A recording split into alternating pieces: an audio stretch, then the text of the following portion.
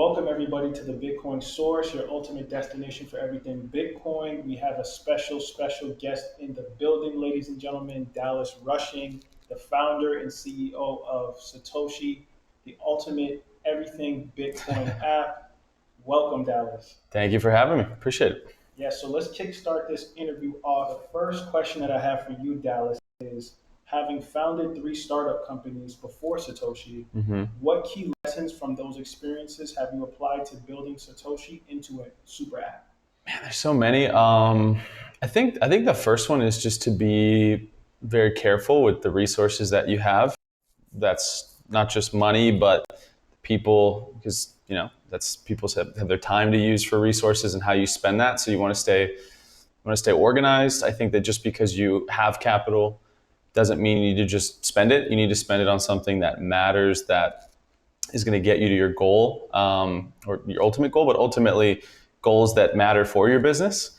So I think that's a big part of it. Yeah, man. I think so. Staying organized, being careful with capital is really important, and making sure that everybody on your team that is like what you're doing as a group, what it needs to really matter to everybody. It needs to matter beyond, hey, there's the normal constraints. We work from this hours to this hours. Like, it needs to be something that's like on everybody's mind when we're going to sleep, and people can come back the next day and say, hey, I thought about this, or there's this way we can improve this, or I found this issue, right? Like, because if it really matters to people, you're just going to get the best results. And if you keep making progress on stuff every day, then you pick your head up 3-6 months out, and you'll be much further than everybody else if everybody really cares and you're organized on the direction you're heading. Yeah, I agree with that 100%. I think that that's like a fire perspective to have for this industry because we're so inundated with so many digital wallets, so many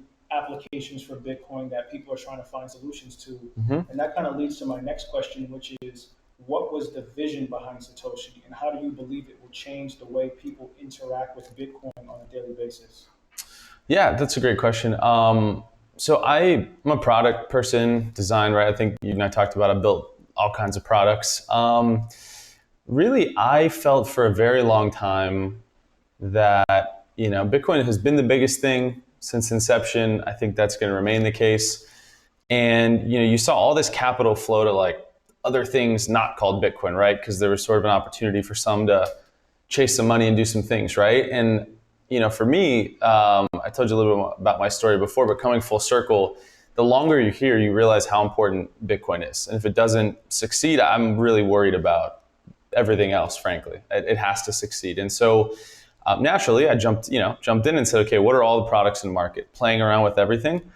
And ultimately, man, I just felt, I'd say, underwhelmed by the products that were out there. Ultimately, they forced you to either do full KYC before you could even use the app at all, if not kick rocks, or you had apps that have no KYC, but they're just kind of a very basic wallet for send and receive, which, sure, sending, receiving, holding, that's a major core part of Bitcoin. But for new people coming along, I think there's so much more that they want, right? They need to learn. They want to figure out a way to maybe earn something for showing up. And so it got me thinking, I'm like, okay, I'm not seeing like the Bitcoin app, whatever that would mean. And so sitting in a hotel room, just started, doing the initial designs, got that off the ground of what the first sort of version of it would look like, and said, hey, let's get an MVP built. So, tapped into to a friend, got some resources going, and then we just, he allocated 2 junior devs. And so I got, a couple guys on it to help build the MVP,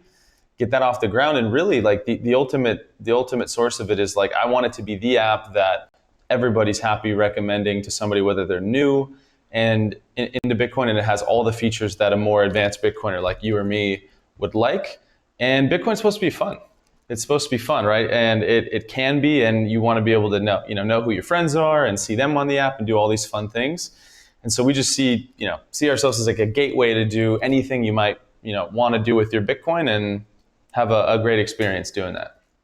Yes, and that kind of leads me to want to know more about your like inception story. Like, how did you kind of get started into this? And I know we briefly talked about kind of that relentless hustle and not having that quitter's mentality. So could you kind of expound on some of your experiences, some of the jobs you had before you got into becoming a CEO? Yeah, definitely. So going all the way back, I was a high school, college athlete. Played football and baseball in high school. Played a little bit of college baseball, not too much. But man, I had I was selling candy in high school. Right, you get some a little bit cheaper, good margins, selling some candy. So that was like first kind of initial business way back then. But man, job wise, oh, I've done so much. I drove Uber, I delivered pizzas, I did door to door sales. I did solar for a little bit. I was a sushi waiter. Like I did kind of everything, all the way up, right?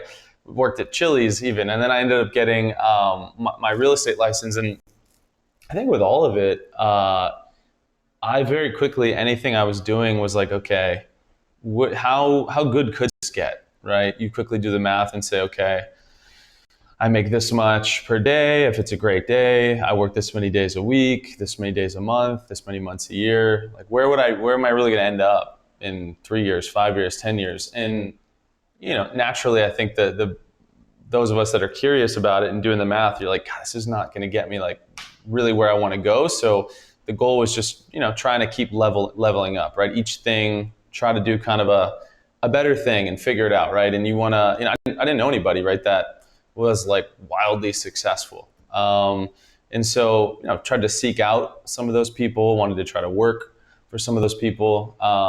After doing real estate, I had started a business where it was sort of a marketing business. Like I just, made websites for people, kind of learned graphic design. Like I always tell people because I didn't finish college, I dropped out. So I have a degree from YouTube University, right? Just almost implying you can get proficient at like whatever it is you want to learn on the internet now, pretty much for free.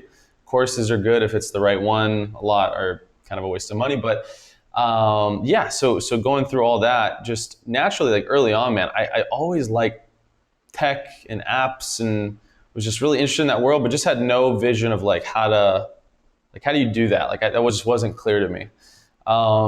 And had a project many years ago that was like, one of the first. It was the first like social network with blockchain, built on the blockchain that was like in the app store. You can download the app.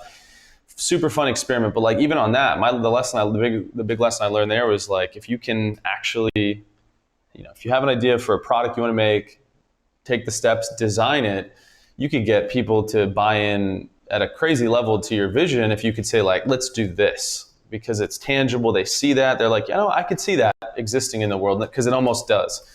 And so that's a major lesson learned. So that's why I naturally gravitated towards like product and design because I had these ideas I wanted to make, but was like, how do I show that? And so that itself with like product was a whole process. Like it was like Canva, which is like not where you do proper design for stuff. And then it's, Adobe XD, figuring out how to do that. And I designed products for like a bunch of different people. I had done something for like Tops and Marvel. Other people in our space, had ideas, sit down, do a call with them. They're writing stuff on a paper. I want to make it kind of looks like this. It's just a couple like ugly boxes. And I'm like, all right, let's clean this up. So I just naturally kind of formed this process of like, okay, like what colors do we want? Do we have a logo? If not, let's figure out a process to make a logo. What do you want to make? What are the core pages? What are the features on that page? And then I really did very well at like making sense of all that. And then, stripped away the things that don't matter so much. And it could get to like a finished product like really fast that I think people were excited about. And a lot of that would do is just finding apps I liked, screenshotting it, throwing it into Adobe and being like, how do they make that shadow? Oh, okay, that's how you do that. Oh, rounded edges, how round? Like just these little reverse engineering things that were good already. And you could learn so much from like copying things that you like and taking it a whole different direction as like a foundational piece. So probably a good point to stop on. I could go forever on that, but $1 million worth of game right there. I think the meat and bones of that particular rebuttal from you, Dallas, is something that I think a lot of Bitcoiners are going to want to know about, which is user adoption. Yeah. And in a market with various apps offering similar services, a similar product, how does Satoshi stand out to attract and retain those users? Yeah, it's a good point. Because a lot of times people ask, who are your users? Hey there, fellow Bitcoin enthusiasts. We just wanted to take a moment to appreciate you for tuning in to the Bitcoin Source, a Bitcoin conversation. Your support means the world to us as we dive into the exciting world of Bitcoin, blockchain, and all things cryptocurrency. If you've been enjoying our content, don't forget to hit that like button. It's like a virtual high five that keeps us motivated. And hey, sharing is caring. If you know someone who'd geek out over Bitcoin as much as we do, hit that share button. Finally, if you want to stay up to date with all our latest episodes and insights, make sure to hit that subscribe button and ring the notification bell. You won't want to miss a single update. Thanks for being a part of our community. Keep exploring, and remember, the future is decentralized. Now back to the episode. Right, and some apps have a very specific kind of user.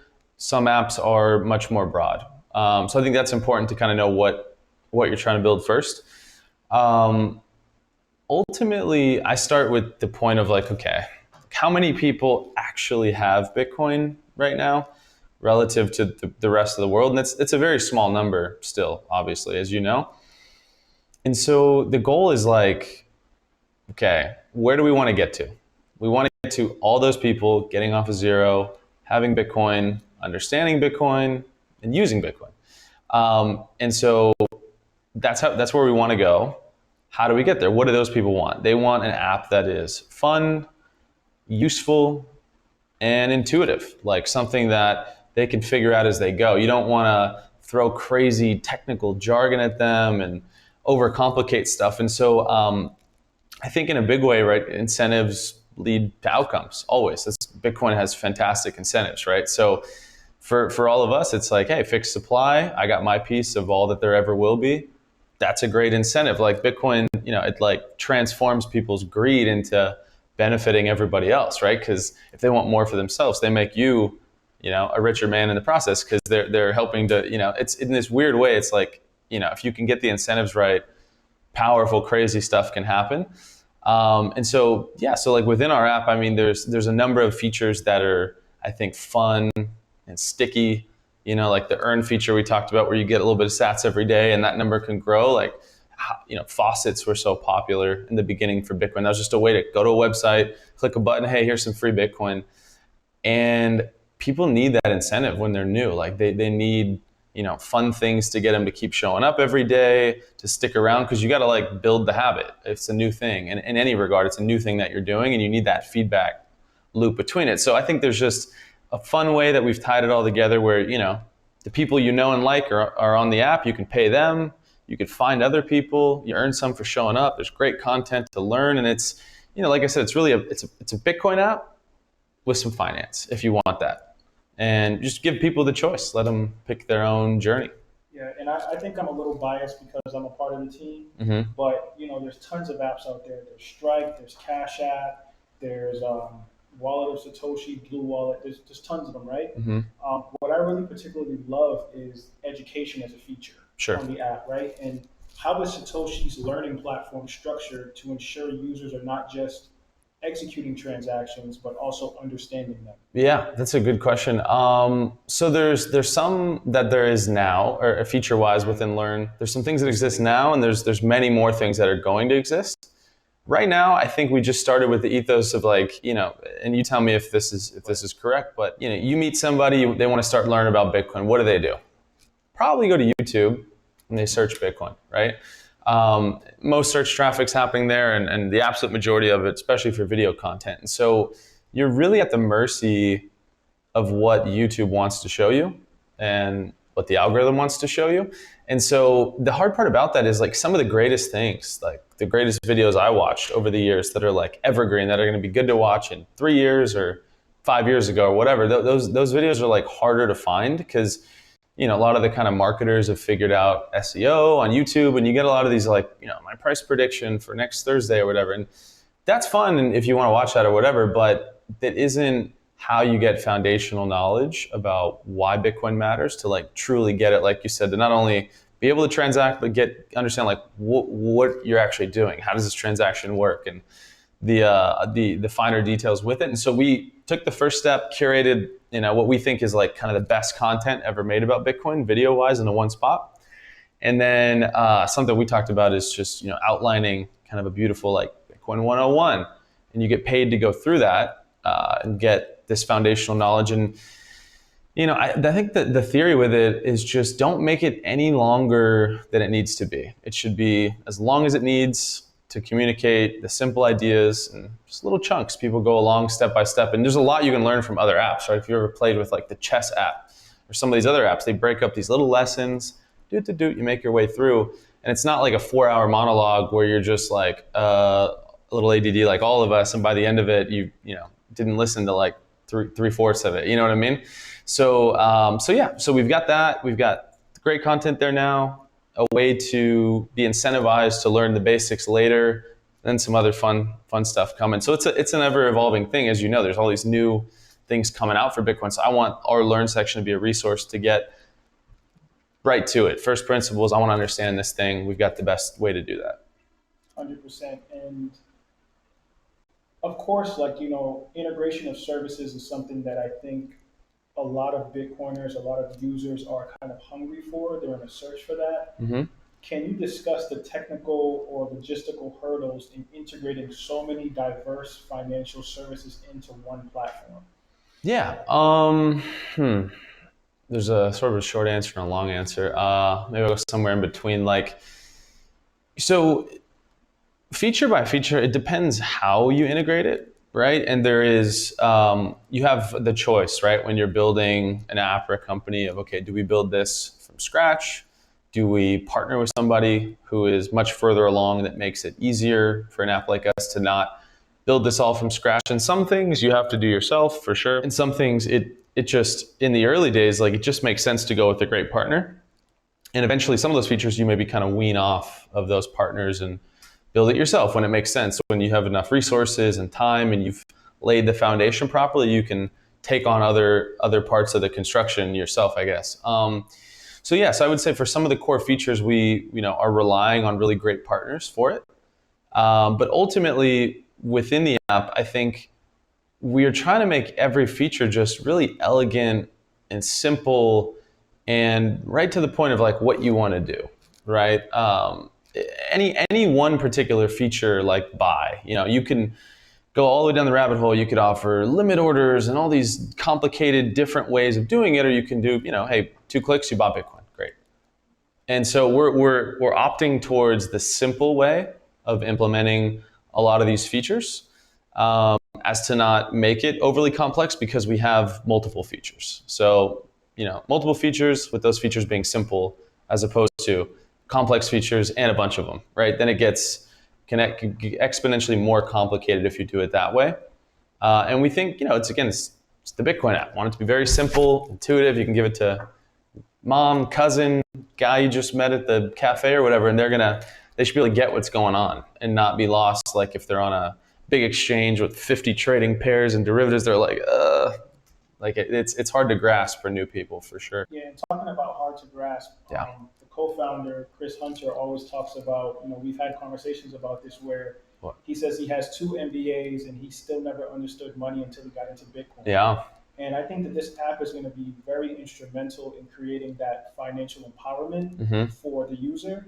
So how does Satoshi empower its users financially, and what success stories can you share where Satoshi has made a significant impact on individuals' financial health? And when I say that, of Mm-hmm. course, we're still in beta. Sure, yeah. But I'm just talking about like a future outlook from your approach about that. I would say, so I'd say first, like we're, a growing team, but we're a team of people who've been here a long time and have had, we've all like put in thousands of hours, right? And so we've refined like our understanding of these things, and everybody on the team really just tries to get like very simple ways of communicating, simple ways of understanding. And I think that translates into the product that we're making. And if you can't explain something in 10, 20 seconds or even less, like you really don't understand it. If you need like an hour to explain something, you got more work to do, clearly. And so how does it empower people? I think that was the first question, right? Ultimately you have the ability to convert bad money into the best money, which the benefits of that are immense, right? You have no inflation with Bitcoin. your money. If you are, non self-custodial and you hold your own keys, it's your money. No one can take it from you. You've got the ability to take control back, right? You're not depending on a bank or whoever to hold your funds and just hope they give it back to you one day. That experiment's blown up countless times in history. But ultimately with us, like, we're not forcing people to do one thing or the other thing. There is like a wide net that we want to cast to be inviting for everyone. But again, you can graduate to these more advanced things and really be your own bank and be in control of your own funds, pay people without, somebody stopping you. You be able to, pay friends, request money, and just, yeah, I would say just ultimately just level up. I mean, Bitcoin is like a very simple thing, but the longer you're here, you're like, wow, there's all these nuances in Bitcoin. Each one, mining is its own thing, and like the monetary aspect of Bitcoin economically is its own thing, as like, unit of account store value. It's so interesting, and it's really just giving people tools to do that themselves and know what they're doing, and benefit from helping other people understand what it is they get. Yes, and I want to talk about like the rabbit, or not even the rabbit, because we're going to say rabbit hole, right? We're going to say the elephant in the room, Sure. which is like that regulatory hurdle that every founder, CEO that's dealing with a digital wallet kind of has to face. And I'm aware that there's a KYC and a non KYC aspect to Hmm. Satoshi.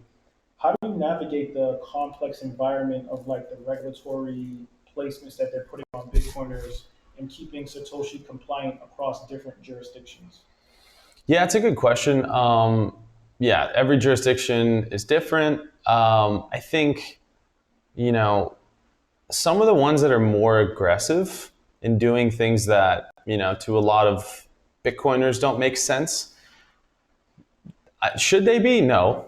But is it an unfortunate, phase that seems inevitable in the bigger picture?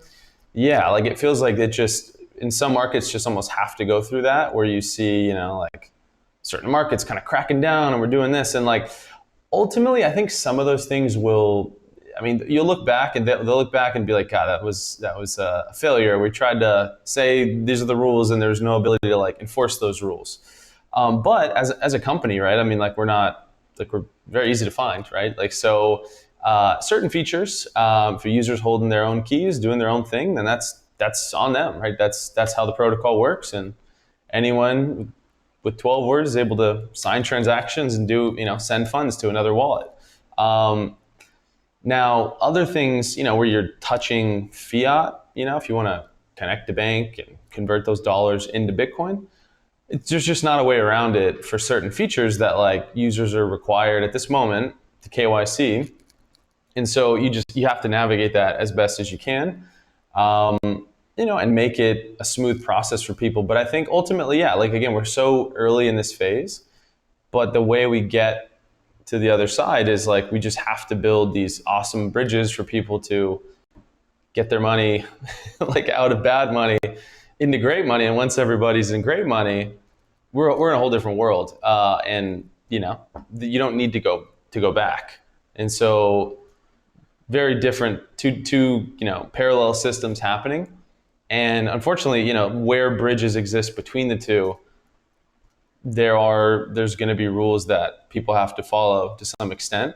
And that's why we give people the choice, like play with the tool the way you want to do what you want. And we don't just boot you out because you don't want to KYC and scan your eyeball to use the app. Like it's your choice how you want to play it. Awesome answer. Um, Keeping pace with innovation. So Hmm. we've talked about how important it is for you to have a quality team over a quantity team. Sure. And the cryptocurrency space is incredibly dynamic. How does Satoshi, in your opinion, how will it keep pace with the constant innovation and changes in the industry? Well, and I'm sure you do as well. But I mean, I guess I separate very heavily my mind, Bitcoin, and kind of everything else happening. I think that in the everything else bucket, there's experiments and things pretending to be things that they're not or whatever. And I think people should have a right to try and do whatever it is that they want to do. People obviously trying to take money from people be in trouble for doing that. You should be able to do that, of course.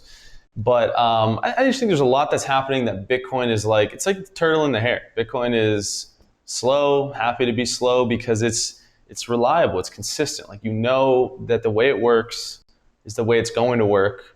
And therefore, when you're faced with the choice of like, where do I put my value?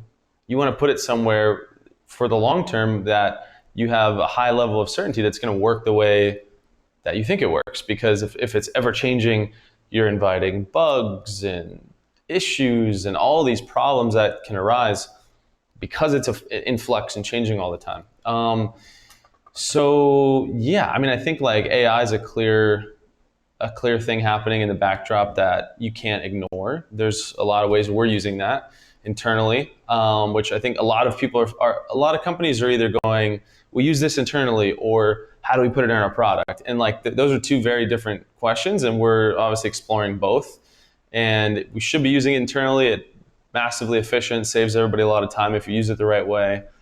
But then in the product, like, it could be a really cool thing for the end user to have the ability to like tap in that, especially for things like learn, right? We've talked about some of these ideas. So really, man, I think we have a great plan again on like building all the foundational aspects of what we're doing, and then, you know, as great ideas come in, we absorb those. We don't ever sit frozen in the state of things. We're building every day, but you want to be clear on like what you're building towards, and not, you know, continuously take like the thing that sounds great, because you'll start and stop and waste a lot of time doing that.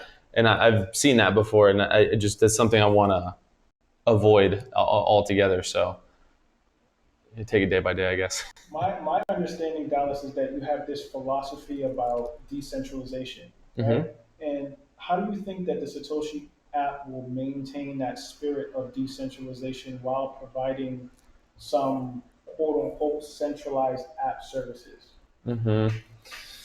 Well, you know, I think that there's like again a lot of things we want to do, and there's a lot of things that are further down the roadmap.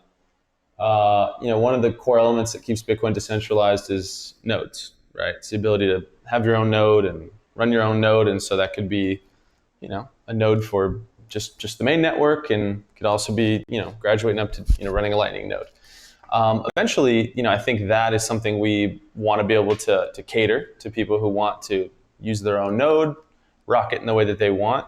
You know, I think anytime, right, you have a you know, centralized code base, you know, that you have a team working on a thing, you're putting the app out, you have a website, there's centralization in that. But we want to build tools in a way that enables you to jump into the decentralized world. You're holding your own keys. You can, you know, eventually, like I said, you know, use your own node to process or to reach the network to get your transactions through. So, so yeah, I think that's kind of the core way. And Bitcoin's like this weird thing that's, you know, both totally transparent and partially anonymous, right? You know what every wallet's balance is, but you don't know who owns it.